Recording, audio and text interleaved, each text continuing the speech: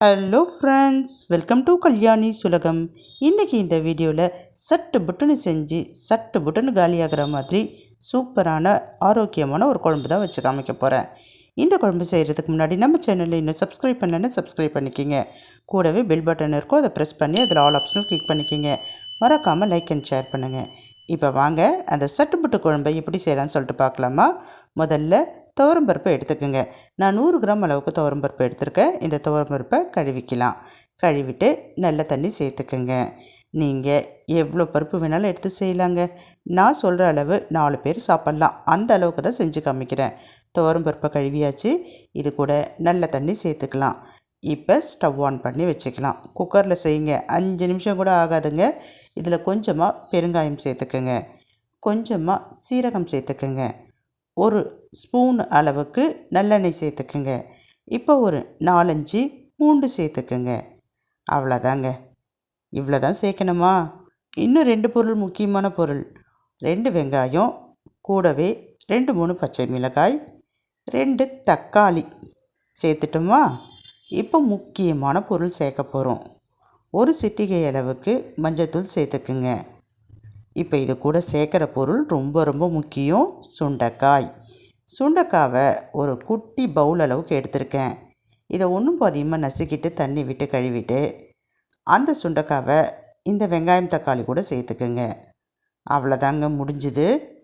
இப்போ இது கூட கொஞ்சமாக புளி கடைசியாக சேர்த்து குக்கர் மூடி போட்டு விசில் போட்டுருங்க. 5 விசில் விட்டுக்குங்க, கரெக்டாக இருக்கும். இப்போ பாருங்கள், ஸ்டீம் வந்துடுச்சு. நான் விசில் போட்டுட்டேன். 5 விசில் விட்டாச்சு. விட்டுட்டு கீழே இறக்கி வச்சிட்டேன். உண்மையிலே 5 நிமிஷம் கூட ஆகாதுங்க.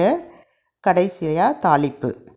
கடாய் வச்சுக்கோங்க, எண்ணெய் விட்டுக்குங்க, கடுகு பொரிய விட்டுக்குங்க, 2 காய்ந்த மிளகாவை உடச்சி சேர்த்துக்குங்க, கருவேப்பிலை இருந்தால் கருவேப்பிலை சேர்த்துக்குங்க. இப்போ என்கிட்ட கருவேப்பிலை இல்லை, அதனால் கடுகு காய்ந்த மிளகாய் மட்டும் சேர்த்துக்கிறேன்.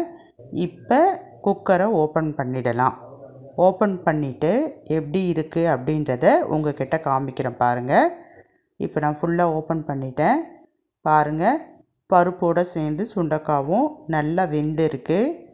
இப்போ தாளிப்பை இது கூட சேர்த்துக்கலாம். நம்ம கடுகு காய்ந்த மிளகாய் தாளித்து வச்சுருந்தோம் இல்லைங்களா, அதை சேர்த்தாச்சு. சேர்த்த பிறகு இதில் தண்ணி கொஞ்சம் கூடுதலாக இருக்கிறதுனால அந்த தண்ணியை மட்டும் தனியாக பிரிச்சுக்கிறேன். அப்போ தான் ஈஸியாக கடைஞ்சிக்க முடியும். தண்ணி தனியாக, வெந்த பருப்பு சுண்டைக்காய் தனியாக பிரிச்சுட்டு இப்போ இந்த பருப்பு கூட உப்பு சேர்த்துக்கிட்டேன். இந்த மாதிரி மத்து வச்சோ இல்லைன்னா விஸ்கு வச்சோ நல்லா கடைஞ்சிக்கிங்க. இப்போ நல்லா மசிச்சிட்டோம் நம்ம.